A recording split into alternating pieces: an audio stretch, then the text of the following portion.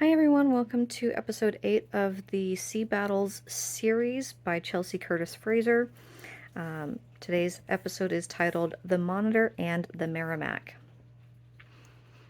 When the Civil War broke out in the United States, the Confederate Army immediately seized the Navy Yard of Norfolk, Virginia. She attacked the Union forces stationed at Norfolk and drove them out. But before they left, they set fire to the Navy Yard and destroyed all the ships in the Norfolk Channel. The 40-gun steam frigate Merrimac was scuttled and sunk. The frigate was the pride of the Navy, and Lieutenant George M. Brooke of the Confederacy was determined to rebuild her. With the permission of the Confederate government, he had the ship raised and brought into dry dock. Her rigging was torn down, leaving only the massive hull. Then both ends were decked over. The gap between, 170 feet long, was covered with a slanting roof which extended about 7 feet above the gun deck.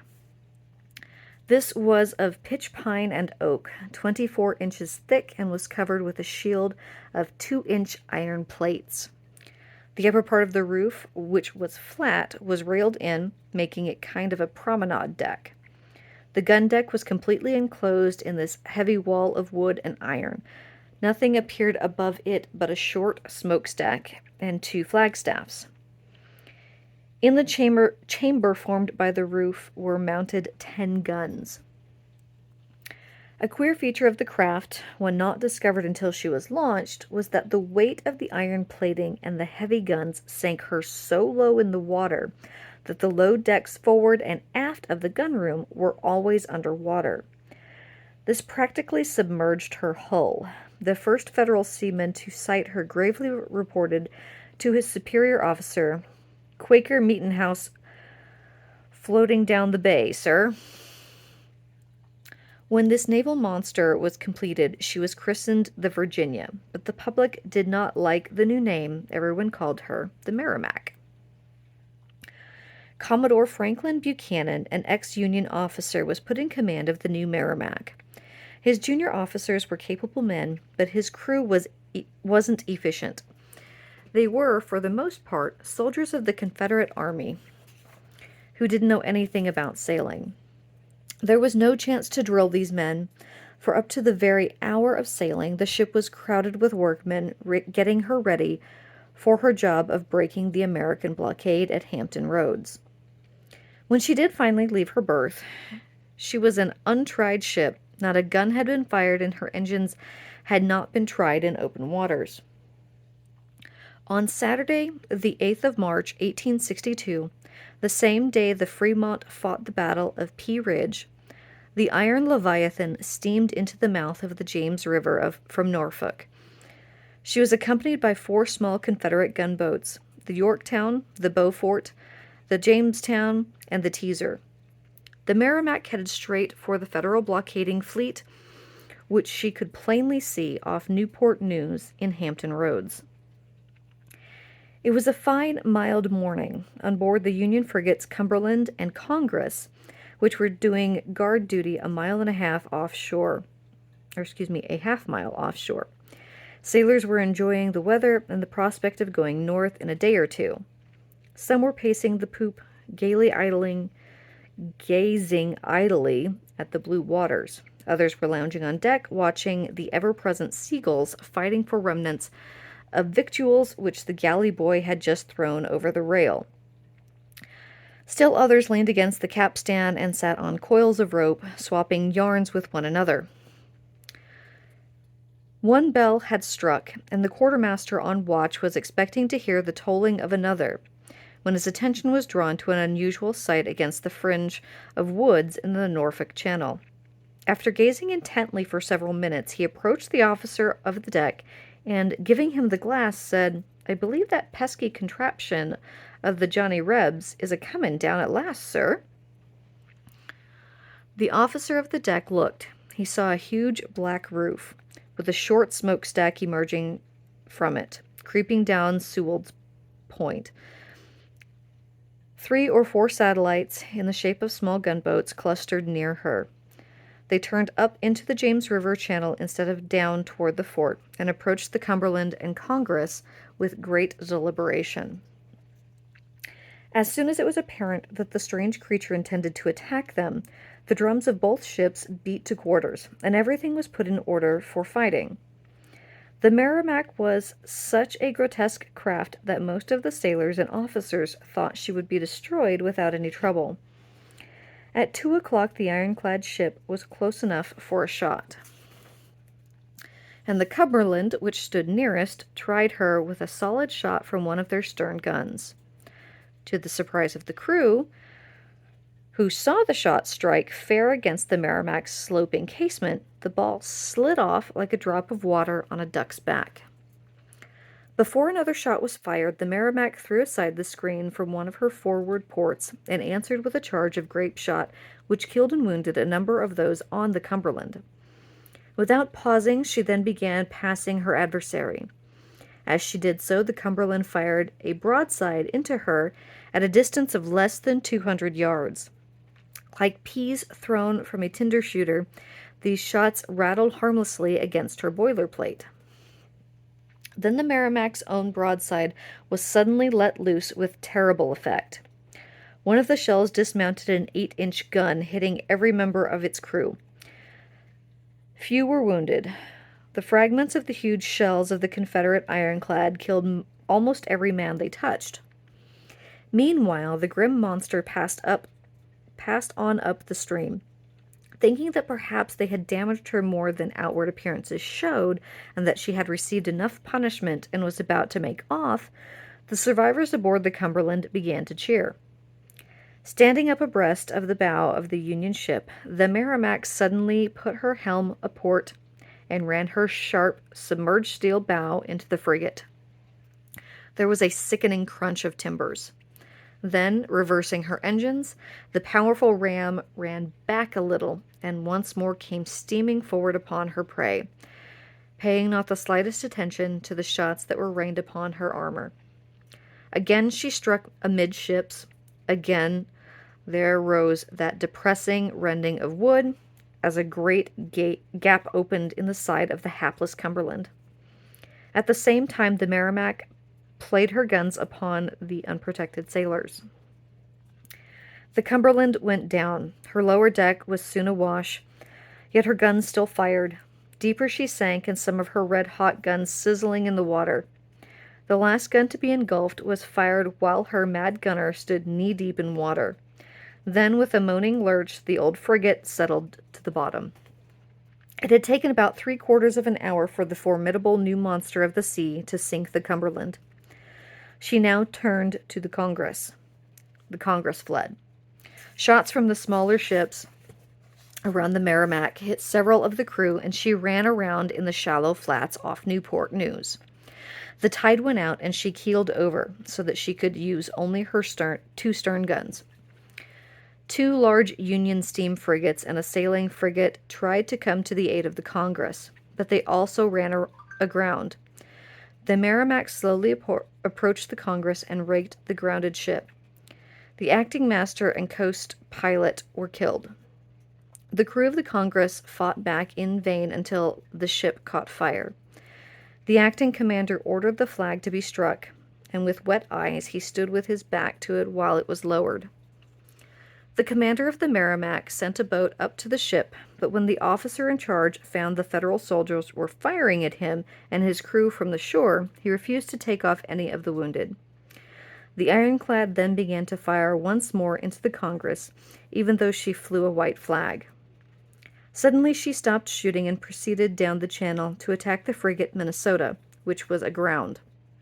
But owing to the shallow water, the ram could not reach her third prey, and with a few parting shots, she and her sister ships made their way up the Norfolk Channel, satisfied to wait till another sunrise before attacking other ships of the Federal blockaders. Only 21 of her crew had been wounded.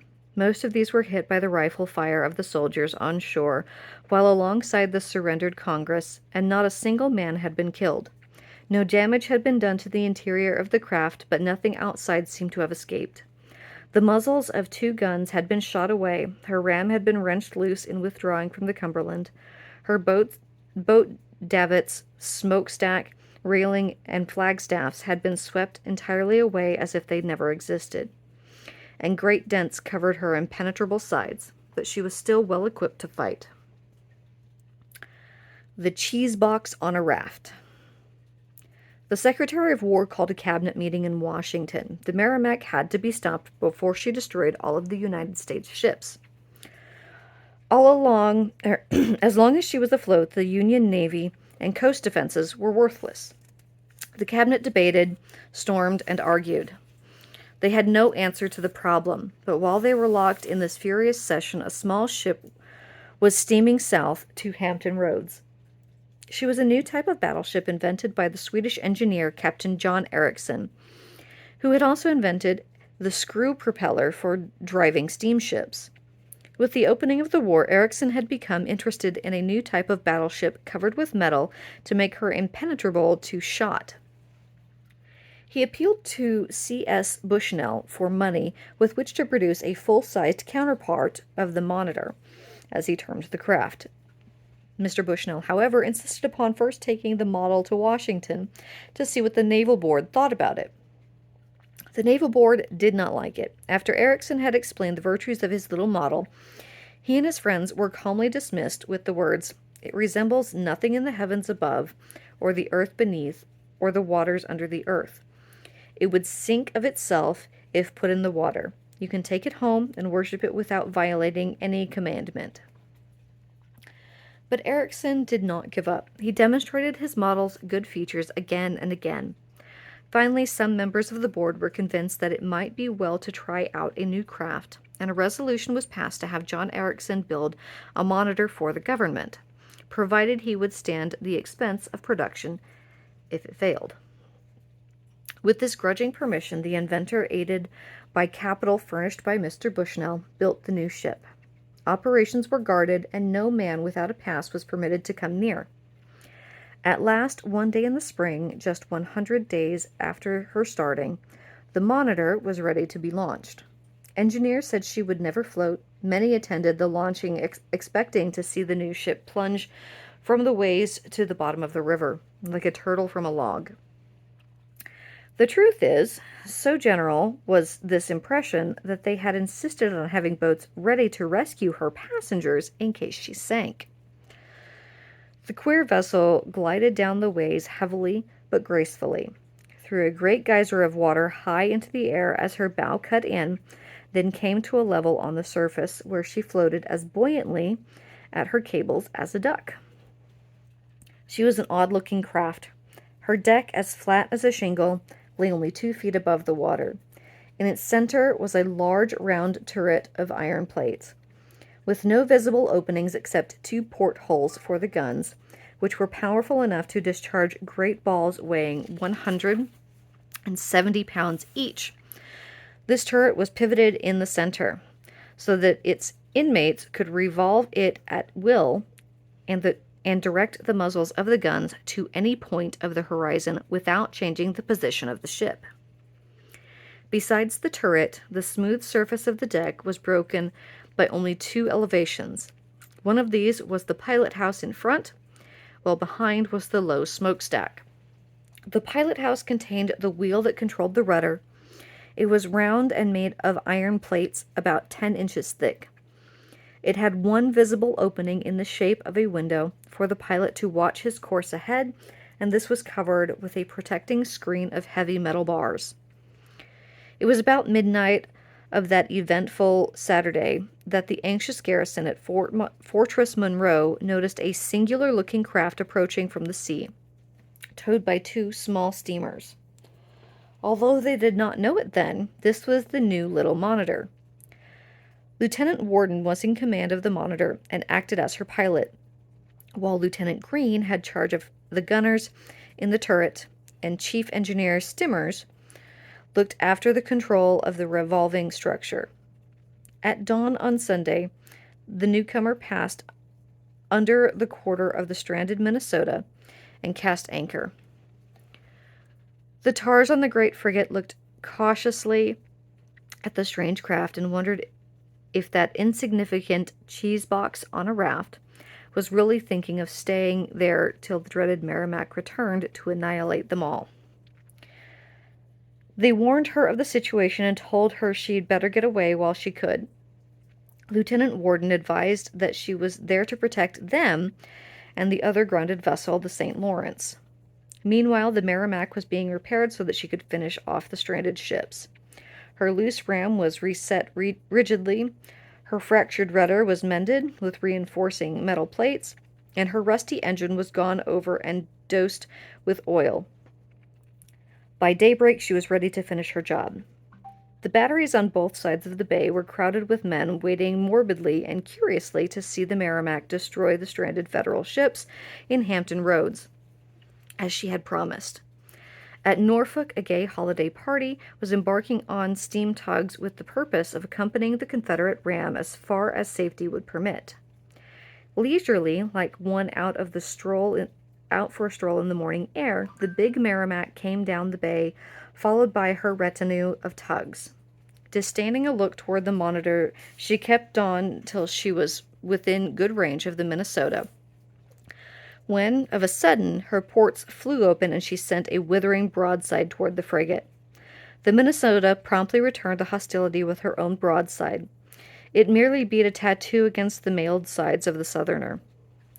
The little Monitor steamed boldly out from behind the Minnesota, and the next moment both of her huge guns growled in thunder tones, and two immense iron balls of close to 200 pounds each came hurtling against the Merrimac's armor. While they did not penetrate the heavy plate of the enemy, the concussion was such as to frighten the Confederate crew. The Merrimac turned on the small Monitor. She slowed her engines to get into position, and the Monitor tried to revolve her turret. But the turret stuck, so she quickly swung her bow around and fired. One shot glanced off the roof of the Merrimac. The other hit on the armored side and shattered. The Merrimac then fired, but her shots glanced off the round turret or smashed like putty against her sides. For a moment, the Confederate captain hesitated. Then he decided to ram the Monitor. He increased speed and headed for the small ship. The Merrimac hit, but not with her ram. Her bow crashed into the sharp armored edge of the Monitor's deck and was badly split. The jolt was so heavy that the men on deck were smashed against the planks. Lieutenant Worden ordered the men on the Monitor to aim carefully and make every shot count. Both ships maneuvered into position and opened fire again. Each shot from the Monitor jarred the Merrimac more heavily. Because of her tiny size, the Union ship could outmaneuver the Merrimac, and she escaped almost all of the Confederates' fire. When the Merrimac scored a hit, it bounced off the armored Monitor harmlessly. The oak timbers of the Merrimac began to crack, and to make matters worse, the ship ran aground. The Monitor tried to disable the stranded ship's propeller, but missed. Then Worden sent 2 cannonballs into the cannon of the Merrimac. The cannon shattered and injured some of the crew.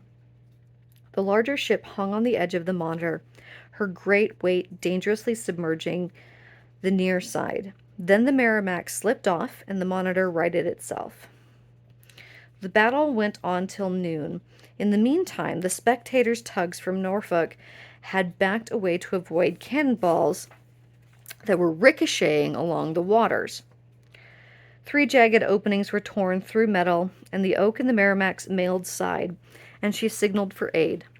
While 2 Confederate tugs were running forward in response, she managed to place a shot against the grating of the pilot house of the Monitor.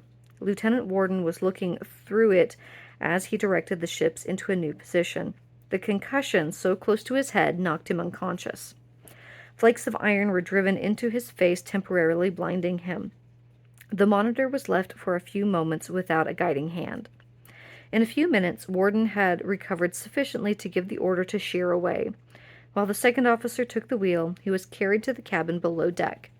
Here, lying on a sofa with his eyes bandaged and the horror of lifelong blindness facing him, the commander asked faintly, "Have I saved the Minnesota?" "Yes," said the surgeon, "and whipped the Merrimac." "Then I care not what becomes of me," he answered. Aside from this single injury to her commander, the Monitor's crew had suffered no wounds at all during the long fight.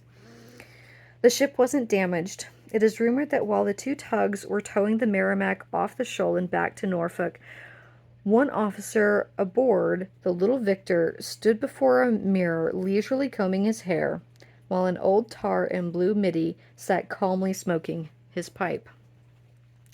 The two ironclads never met again. After being repaired, the Merrimac made some short sorties in Hampton Roads, but didn't engage any more Union ships. When, on May 9th, the Confederate land forces abandoned Norfolk, the officers of the Merrimac tried to save her by running her up the James River. But they failed, and she was run ashore on Craney Island and deliberately set on fire. Thank you for getting to the end of today's story. If you like what you're hearing here, go ahead and like and subscribe to the channel so you don't miss any of the other stories within this book. Thank you all, and I hope you have a fantastic day.